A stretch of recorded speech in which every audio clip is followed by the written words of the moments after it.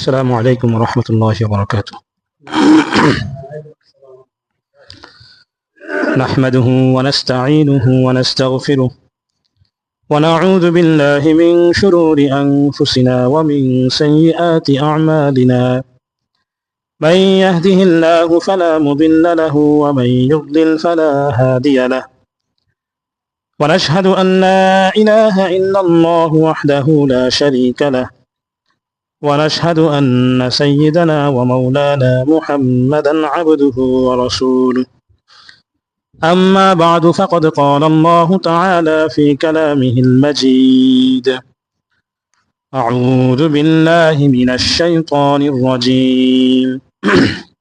بسم الله الرحمن الرحيم.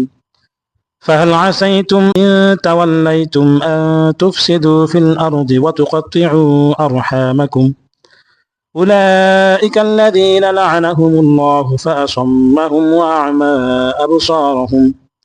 صدق الله العظيم. وقال رسول الله صلى الله عليه وسلم: لا يدخل الجنة قاطع، أو كما قال عليه الصلاة والسلام.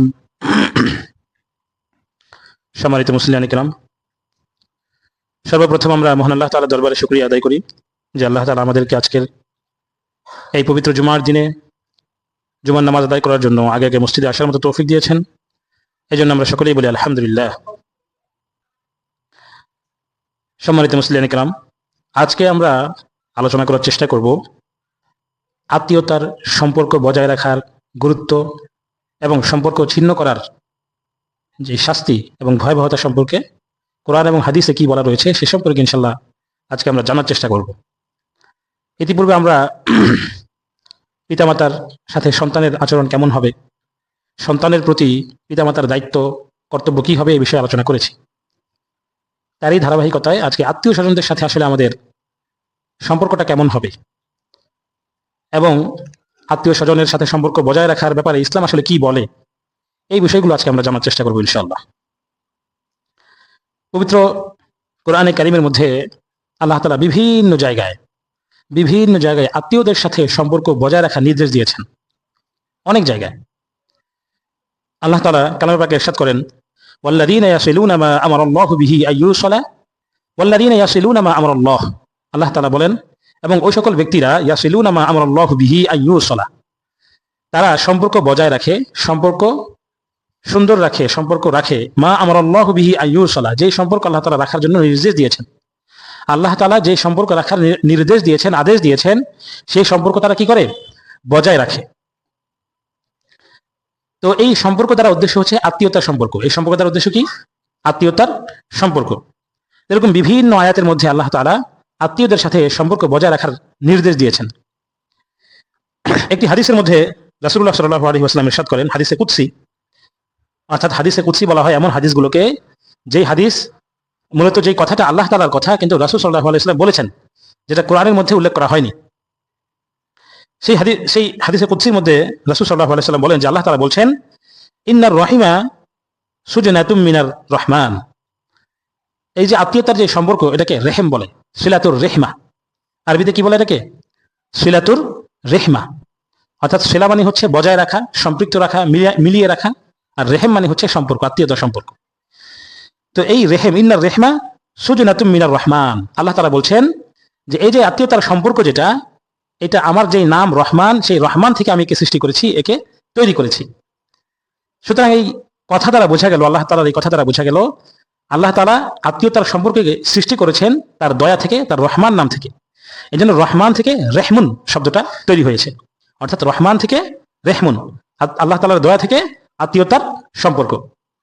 এরপর আল্লাহ তাআলা বলছেন, ফাকাল আল্লাহ, রাসূল সাল্লাল্লাহু আলাইহি ওয়াসাল্লাম বলছেন যে আল্লাহ তাআলা বলেন, মান ওয়াসালাকা ওয়াসালতুহু, যে ব্যক্তি আত্মীয়তার সম্পর্ক বজায় রাখবে, ওয়াসালতুহু, আমি তাকে মানে ওই ব্যক্তিকে আমার সাথে কি রাখবো?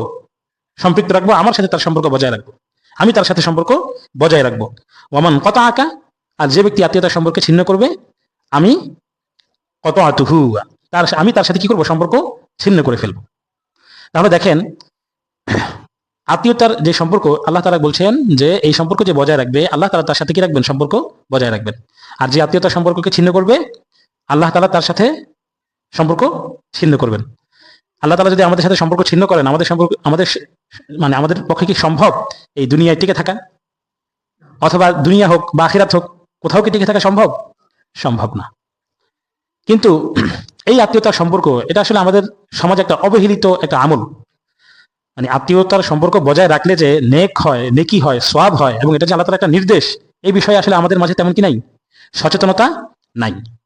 দেখা যাচ্ছে সামান্য একটু কথা কাটাকাটি হয়েছে, হ্যাঁ, কোন একটা ঝামেলা হয়েছে, হয়তো দাওয়াত করছে, দাওয়াতে আসে নাই, অথবা দাওয়াতে গেছে ঠিক মতো মেহমানদারিটা করতে পারে নাই। এই সামান্য বিষয় কি করা হয়, সম্পর্কগুলো নষ্ট হয়ে যায়, ছিন্ন হয়ে যায়।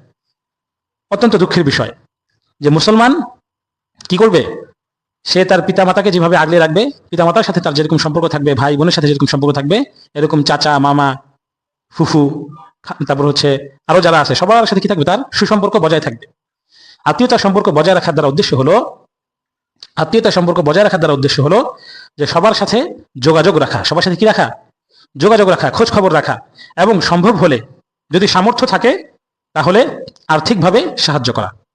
সামর্থ্য থাকলে কি করা, আর্থিকভাবে সাহায্য সহযোগিতা করা। আমি অনেক আলোচনায় বলেছি যে আপনার যে দান সৎকা, আপনার যে জাকাত, আপনার যে নফল দান সৎকা, এই নফল দান সৎকার সর্বপ্রথম যেই হকদার, সে হচ্ছে আপনার আত্মীয় স্বজন। সর্বপ্রথম হকদারকে আত্মীয় স্বজন। আপনার আত্মীয়দের মধ্যে যদি কেউ গরিব থাকে, আপনি আপনার জাকাতটা তাকে দেন। হ্যাঁ, আপনি যদি আপনার জাকাতটা তাকে দেওয়ার ক্ষেত্রে তাকে যদি এই কথাটা না বলেন যে আমি জাকাত দিচ্ছি, হয়তো জাকাতের কথা বলে কি হতে পারে, মন খারাপ হতে পারে, আমার জাকাত দিতেছে। হ্যাঁ, জাকাত তো কি বলা হয়েছে, জাকাতকে সম্পদের ময়লা বলা হয়েছে। সম্পদকে পবিত্র করার জন্য জাকাতটা দেওয়া হয়। তো আমার যে ময়লা দিতেছে, ময়লা, তো এই জন্য ইসলামের বিধান দেখেন কত সুন্দর। আপনি জাকাত দেওয়ার ক্ষেত্রে তাকে বলার দরকার নেই যে জাকাত দিচ্ছেন, হাদিয়া বলে দিবেন। কি বলে দিবেন, যে তোমাকে হাদিয়া দিচ্ছি বা আপনাকে হাদিয়া দিচ্ছি, হ্যাঁ, আপনার ঘরটা একটু ঠিক করেন, বা আপনার এটা লাগলে একটু কিনে নিয়েন, ঘরে বাজার নাই, বাজার করেন। আপনার দান সৎকার সর্বপ্রথম হকদার হচ্ছে আপনার আত্মীয় স্বজন। এর মধ্যে যে যত নিকটবর্তী, সে তত বেশি হকদার। তো আমাদেরকে আত্মীয়তার সম্পর্ক বজায় রাখতে হবে। যেমন একটি হাদিসের মধ্যে এসেছে, রাসূল সাল্লাল্লাহু আলাইহি ওয়াসাল্লাম বলেন, যদি আমরা আত্মীয়তার সম্পর্ক বজায় রাখি তাহলে আমাদের উপকারটা কি, ফায়দাটা কি, ফজিলত কি?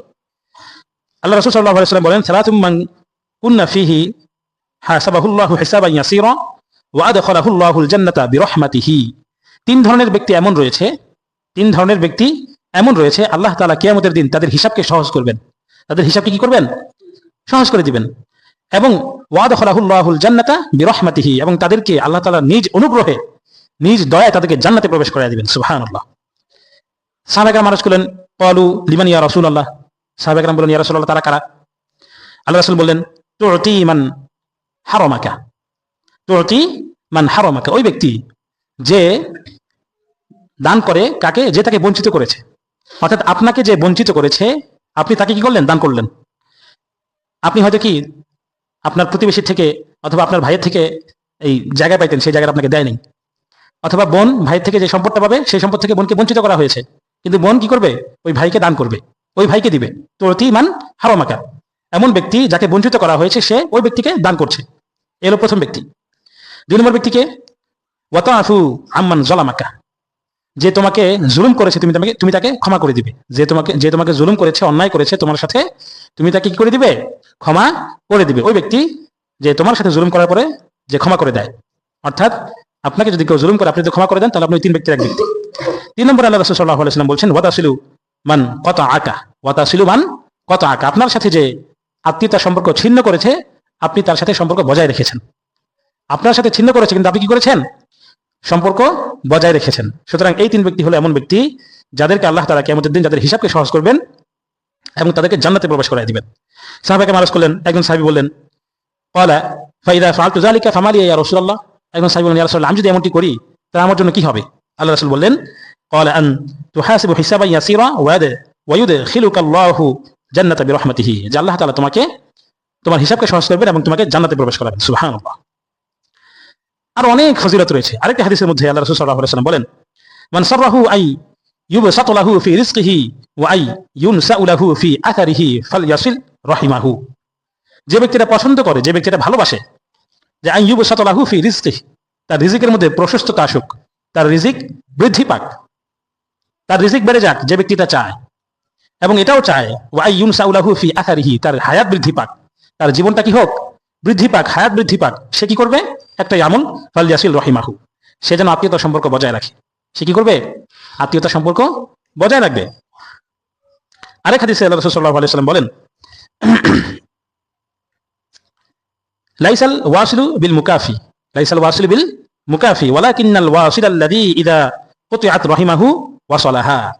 আল্লাহ রাসূল সাল্লাল্লাহু আলাইহি ওয়াসাল্লাম বলেন, ওই ব্যক্তি আত্মীয়তার সাথে আত্মীয়তার সম্পর্ক বজায় রাখে না যে হচ্ছে প্রতিদানকারী।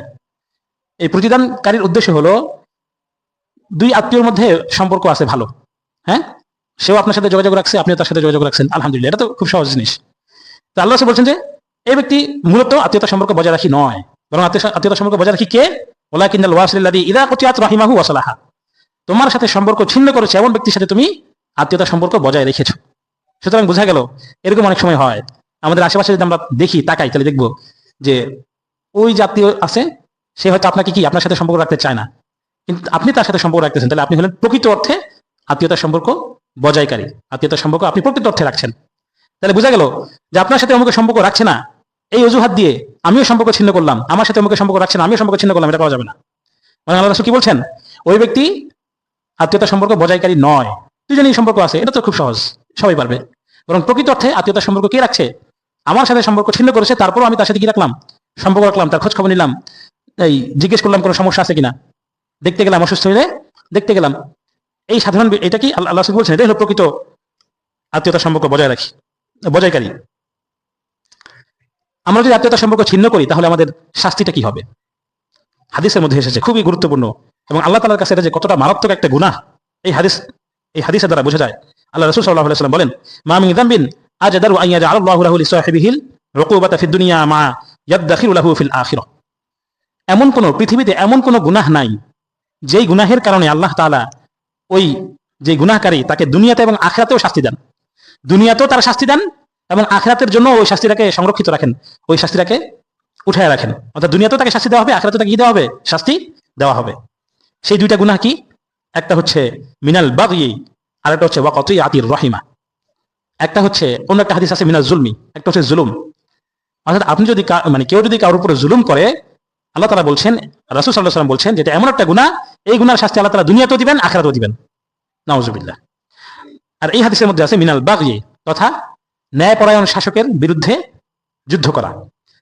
এটা এমন একটা গুনাহ, ন্যায়পরায়ণ শাসক যদি কেউ থাকে, তার বিরুদ্ধে যুদ্ধ করা। এটার অনেক ব্যাখ্যা আছে, এটা খেলাফতের আলোচনা, এখন আর এটা প্রযোজ্য না। আর আরেকটা হচ্ছে ওয়াকাতিআতির রহমা, অর্থাৎ আত্মীয়তার সম্পর্ক ছিন্নকারী।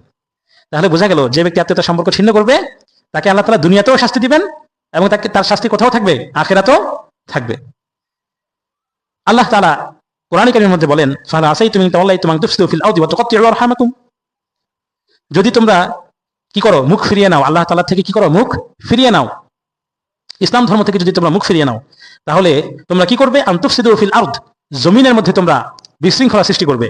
আর এটা কি করবে? ওয়া তুকাত্তিউ আরহামাকুম, এবং তোমরা তোমাদের আত্মীয়তার সম্পর্কগুলোকে ছিন্ন করবে। তো এটা করলে আল্লাহ তাআলা কি করবেন? শাস্তি কি দিবেন? উলাইকা লাযীনা লাআনাহুমুল্লাহু ফাআসাম্মাহুম ওয়া আ'মা আবসারহুম। আল্লাহ তাআলা বলেন, তারাই হলো সমস্ত ব্যক্তি লাআনাহুমুল্লাহ, যাদের উপর আল্লাহ তাআলার অভিশাপ। আল্লাহ তাআলা যাদের উপর কি করেন? অভিশাপ দেন। ফাআসাম্মাহুম ওয়া আ'মা আবসারহুম, এবং তিনি তোমাদেরকে বধির করে দিবেন। ওয়া আ'মা আবসারহুম, এবং তোমাদেরকে অন্ধ বানায় দিবেন। বধির আর অন্ধ করার অর্থ এটা না যে সত্যি সত্যি আপনি কানে শুনতে পাবেন না, বা সত্যি সত্যি আপনি চোখে দেখতে পারবেন না, এটা না। বরং বধিরের অর্থ হলো ভালো কথা আপনার কান দিয়ে ঢুকবে না, সত্য কথা আপনার কানে আসবে না। আর অন্ধ হওয়ার অর্থ হলো ভালো জিনিস আপনি চোখে দেখবেন না, হ্যাঁ, কোনটা ভালো কোনটা মন্দ ওই জিনিসটা আপনি আর বুঝবেন না, হিতাহিত জ্ঞান চলে যাবে। ভালোটা বললে তখন শরীরে জ্বালা পোড়া সৃষ্টি হয়ে যাবে। কেউ যখন আপনাকে ভালো রাস্তা দেখাবে, সঠিক রাস্তা দেখাবে, শরীরের মধ্যে কি চলে আসবে? জ্বালা পোড়া শুরু হয়ে যাবে। এটা হলো বধির এবং অন্ধ হওয়ার উদ্দেশ্য। তাহলে বোঝা গেল যে আত্মীয়তার সম্পর্ক ছিন্ন হয় কখন? যখন ইসলাম থেকে মানুষ মুখ ফিরিয়ে নেয়। এবং এই মুখ ফিরিয়ে নিলে কি হবে? পরিশেষে মানুষ, আল্লাহ তাআলা বলছেন, তাদের উপর আল্লাহ তাআলা অভিশাপ করেন এবং তাদেরকে অন্ধ এবং বধির বানিয়ে দিবেন। আল্লাহ তাআলা আমাদেরকে হেফাজত করুন, নাউযুবিল্লাহ। সবচেয়ে কঠিন যে কথা রাসূল সাল্লাল্লাহু আলাইহি ওয়াসাল্লাম হাদিসের মধ্যে বলেছেন, যেটা হয়তো আমরা অনেকে আমাদের যে নুরানি মক্তবে যে হাদিসগুলো পড়ানো হয় 40 হাদিস, সেই হাদিসের মধ্যে হাদিসটা আছে, সেটা হলো লা ইয়াদখুলুল জান্নাতা কাতি'আ, লা ইয়াদখুলুল জান্নাতা কাতি'আ। যে ব্যক্তি আত্মীয়তার সম্পর্ক ছিন্ন করে, আল্লাহ রাসূল বলছেন, লা ইয়াদখুলুল জান্নাতা, সে জান্নাতে প্রবেশ করতে পারবে না, সে জান্নাতে প্রবেশ করতে পারবে না। তো এত হুঁশিয়ারি এবং এত এত সতর্কবার্তা এবং সম্পর্ক রাখলে এত ফজিলত যে আমলের মধ্যে, এই আমলটা আমাদের সমাজে খুবই অবহেলিত। এবং এটা যে একটা আমল, এটা যে একটা নেক আমল, এটাই আমরা জানি না। আত্মীয়দের সাথে সম্পর্ক রাখা যে একটা নেক আমল, এটা করলে যে আল্লাহ তাআলা আমাকে নেকি দিবেন, আল্লাহ তাআলা যে আমাকে রিজিক বাড়ায় দিবেন, আমার হায়াত বাড়ায় দিবেন, এই জিনিসটাই আমরা কি আজকে ভুলে গেছি। এবং ছোট ছোট কারণে আত্মীয়দের সাথে সম্পর্ক ছিন্ন হয়ে যায়। আল্লাহ তাআলা আমাদেরকে হেফাজত করুক। আল্লাহ তাআলা আমাদেরকে আজকের যে আলোচনা হলো এখান থেকে শিক্ষা নিয়ে এবং এটা যে একটা ন্যায় আমল, এই বিষয়টাকে জেনে যাদের সাথে আমরা এখানে যারা উপস্থিত আছি, আমাদের যদি কারো যদি এরকম থাকে যে অমুক আত্মীয়র সাথে কি আমার সম্পর্ক